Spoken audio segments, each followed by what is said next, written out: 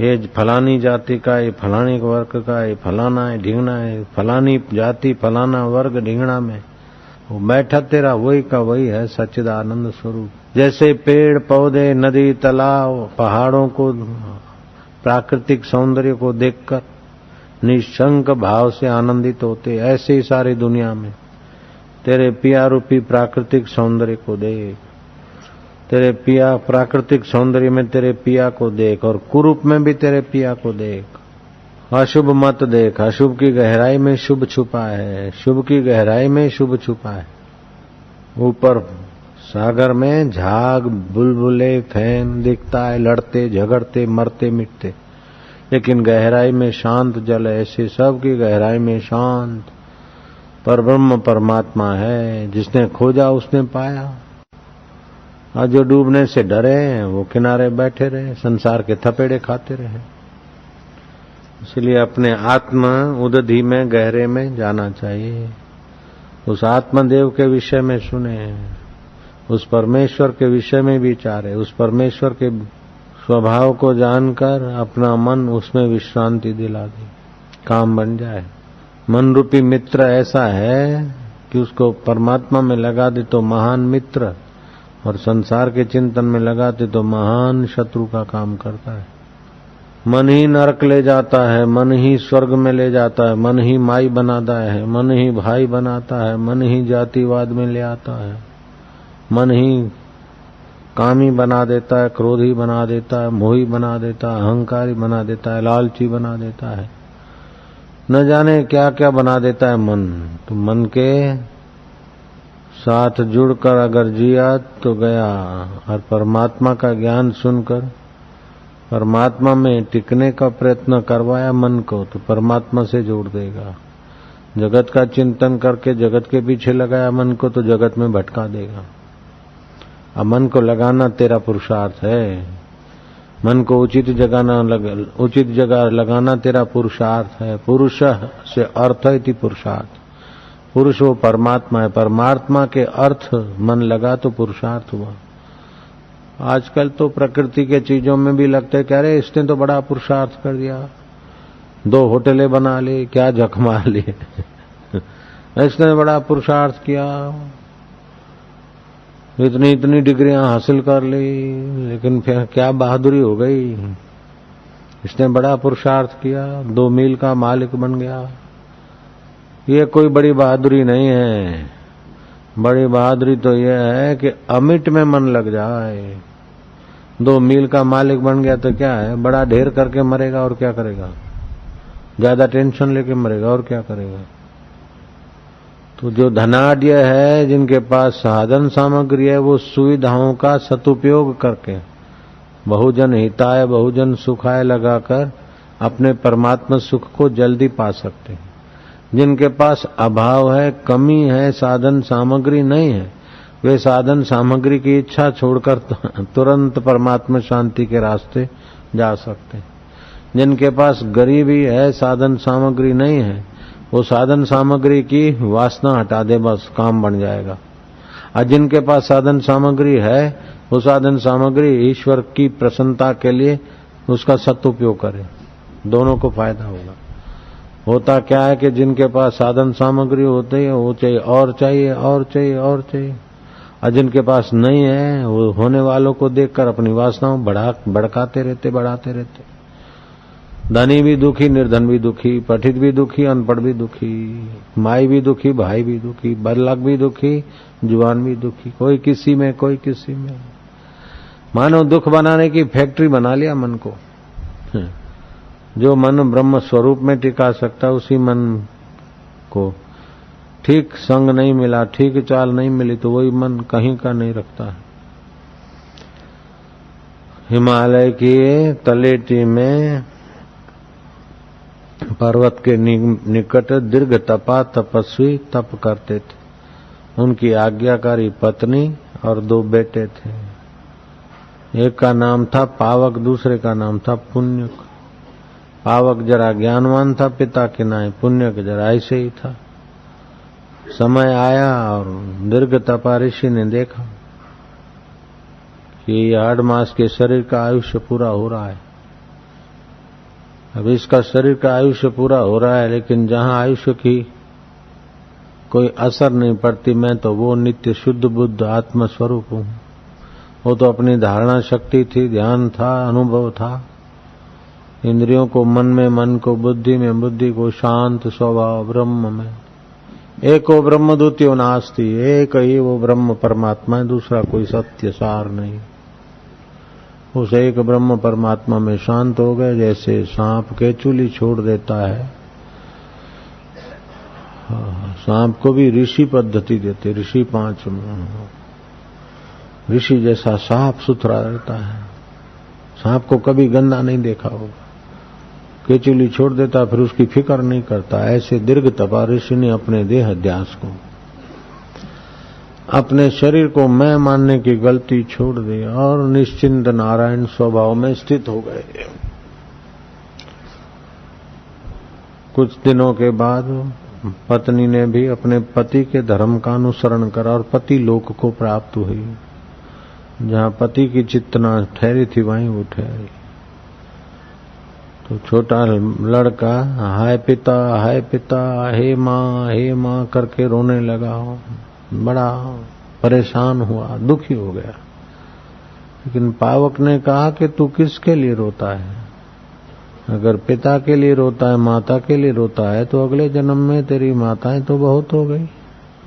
हिरणी तेरी माता थी, हिरण तेरा पिता था, उनके लिए रो ले। कुशारू देश में तू अमुक था, बंग देश में तू ऐसा बना, कहीं तू मेढक बना, कहीं तू हाथी बना, किसी देश में तू घोड़ा बना। एक बार तू गाय का बछड़ा बना था और 10 महीने जियार मर गया।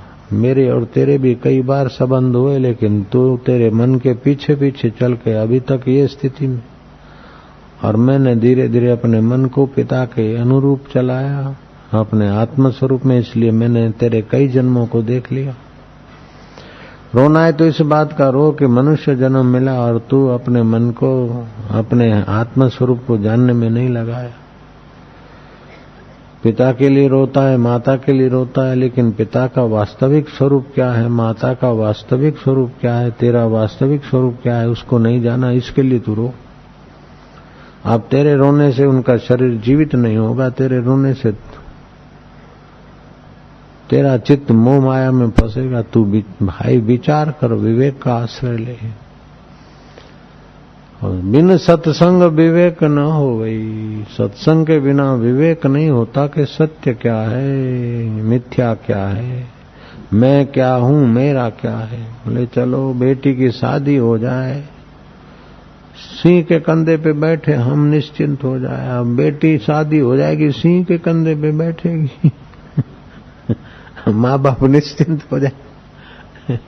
ये सब बेवकूफी की कल्पना है।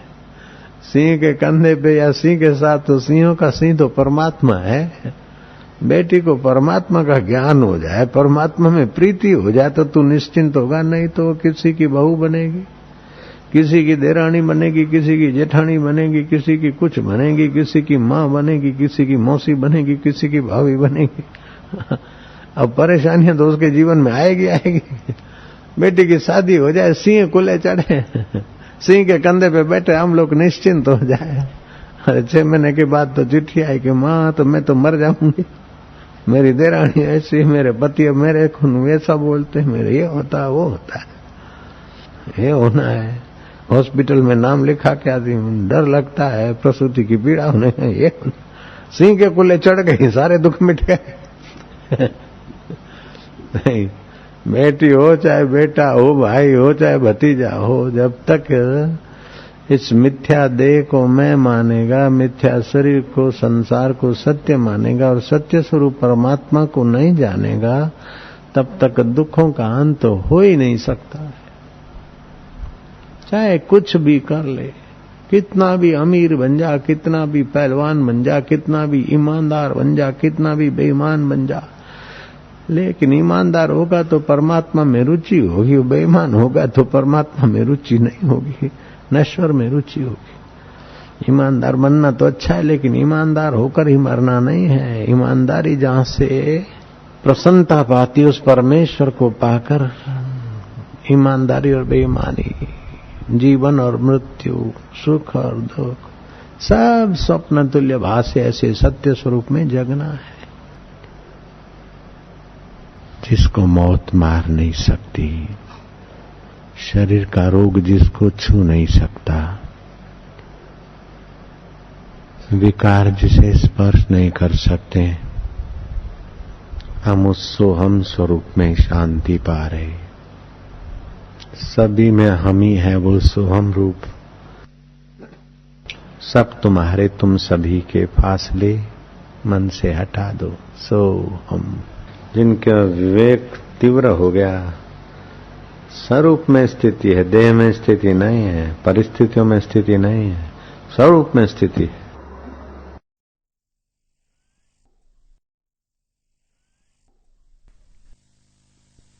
जैसे मतवाला दुष्ट हाथी बिना अंकुश के नहीं जीता जा सकता, वैसे ही मन भी बिना ठीक युक्ति के नहीं जीता जा सकता।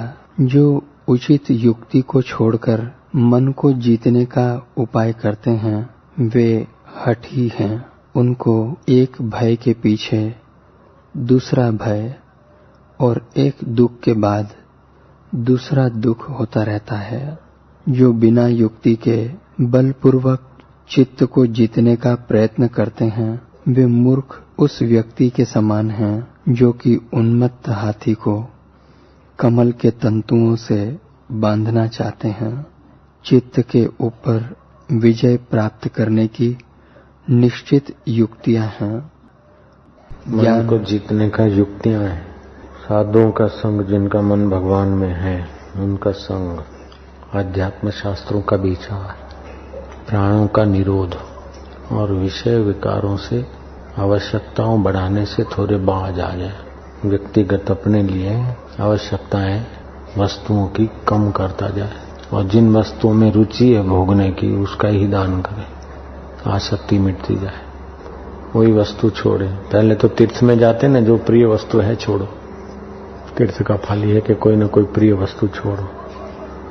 ये प्रिय वस्तु आसक्ति है।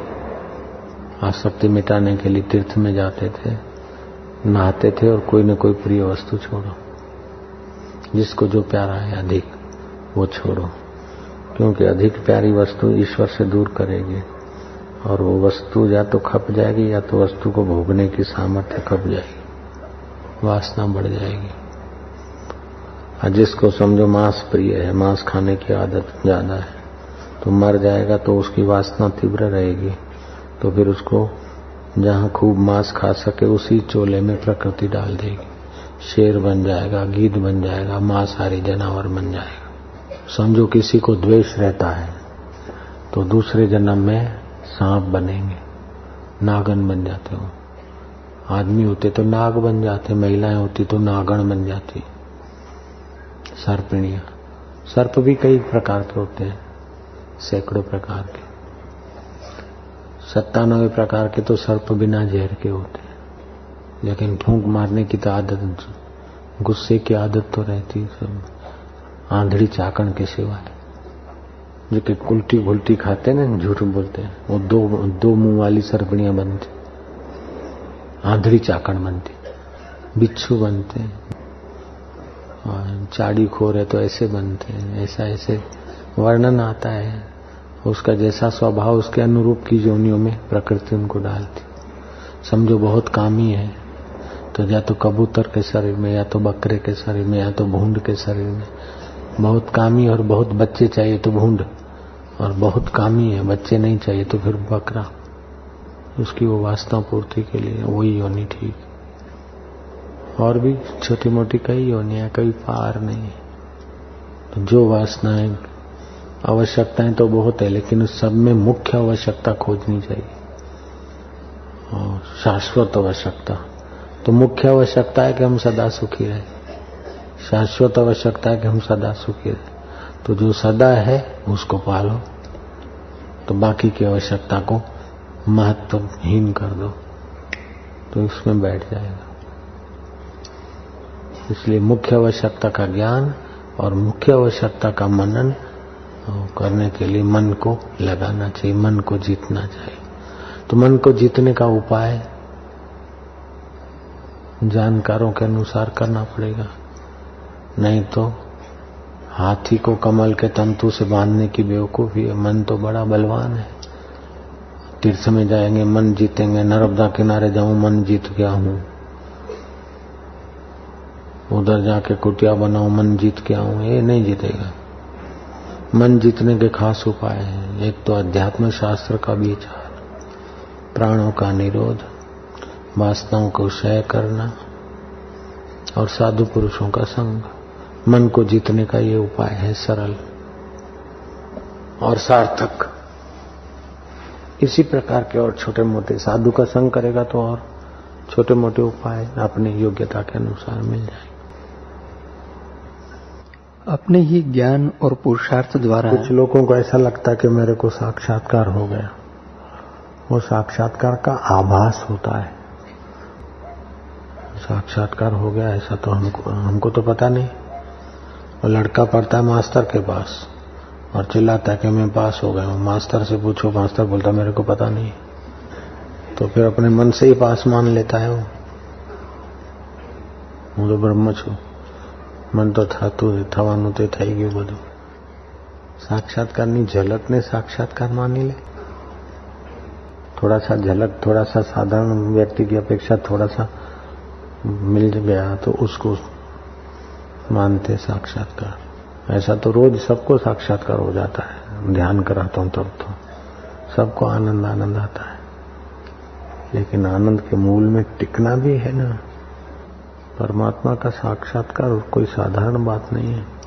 एक जन्म में हो जाए तो बहुत अच्छी बात है, अगर 2 जन्म 10 जन्म भी दाव पे लगते हैं तो सौदा सस्ता है। ये वो अनुभव है, ये वो चीज है। भगवान का दर्शन हो जाए तभी भी साक्षात्कार करना बाकी रह जाता है। भगवान का दर्शन तो शाकुनी को, दुर्योधन को, कई राक्षसों को, कंस के आदमियों को भी हो गया था। क्या हो गया? साक्षात्कार अलग बात है। मंथरा को भी राम जी का दर्शन हो गया था। जीसस का दर्शन जुडा को, जुडास को, यहूदा को हो गया था। तो जीसस का दर्शन, जीसस के क्रोस को लोग गले में पहनते भगवान की। जीसस खुद थे तो क्या हो गया? क्या मिल गया? साक्षात्कार वो है कि जहां पे कोई प्रकृति का घटना सत्य ना दिखे, ईश्वर ही सार दिखे और वो अपने से अभिन्न निमित्त उपादान दिखे। सारे सृष्टि का अभिन्न निमित्त उपादान दिखे, वह साक्षात्कार है। और इन आंखों से नहीं दिखता है, ज्ञान से समझ में आता है। जैसे मेरे को कोई बोले कि तुम महाराज मारवाड़ी हो, छन्ना जी राघा जी पटेल हो, तो मैं बोलूं नहीं। सब आदमी कसम खाए कि तुम छन्ना जी राघा जी पटेल, तो नहीं मैं तो नहीं। मैं कौन, मेरे को पता है। साक्षात्कार का मतलब यह कि ब्रह्मा जी भी संदेह न कर सके। ब्रह्मा विष्णु महेश। मैं तो मन को जीतने की युक्तियां 4। फिर आगे क्या है? अपने ही ज्ञान और पुरुषार्थ द्वारा चित्त जितनी अच्छी तरह से शांत हो जाता है, वैसा न तप से, न तीर्थ से, न विद्या से, न यज्ञ से और न किसी विशेष अनुष्ठान से हो सकता है।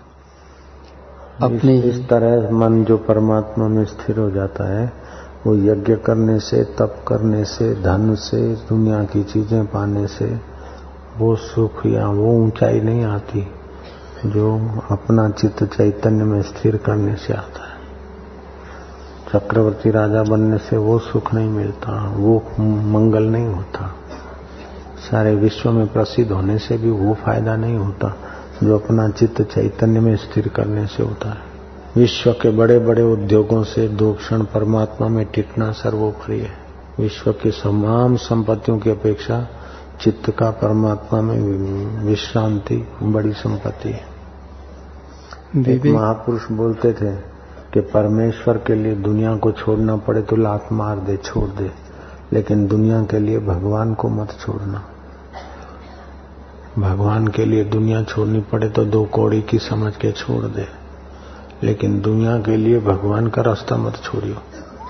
अगर भगवान का रास्ता छोड़ दिया तो दुनिया की चीजें रहेगी नहीं और भगवान भी मिलेंगे नहीं। दोनों तरफ से रीते रह जाएंगे, ठगे रह जाएंगे। दुनिया के कारण दुनिया के स्वामी को छोड़ दिया तो दुनिया की चीजें तो रुकेगी नहीं, रहेगी नहीं, ठन ठन पाल हो जाएगा। और भगवान के लिए दुनिया छोड़ दी तो छोड़ गई, क्योंकि वो तो वैसे भी छूटने वाली है।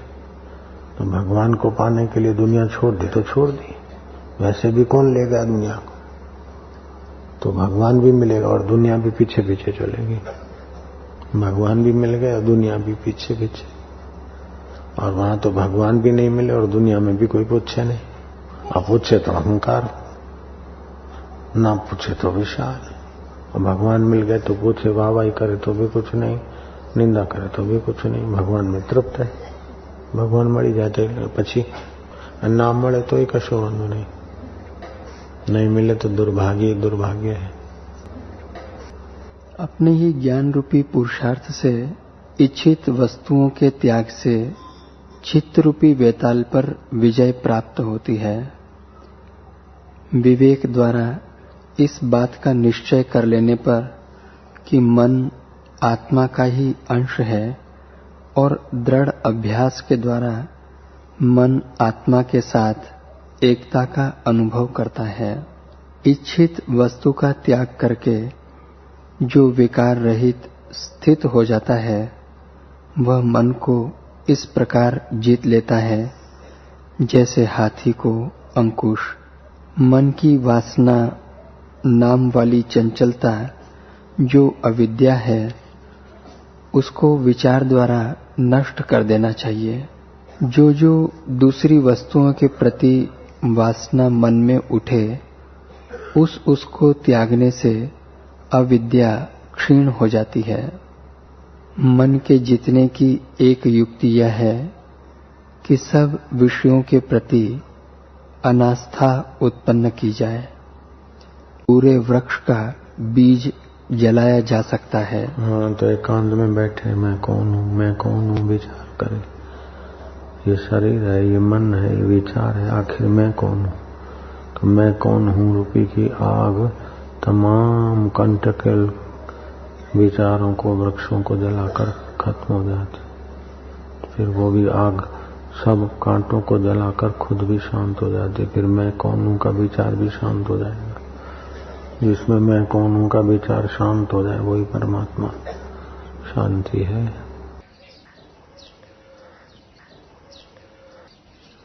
जिसके सब पाप नष्ट हो गए, जिसका रजोगुण तथा मन सर्वथा शांत हो गया है, ऐसे ब्रह्म स्वरूप योगी को निश्चय ही उत्तम सुख की प्राप्ति होती है।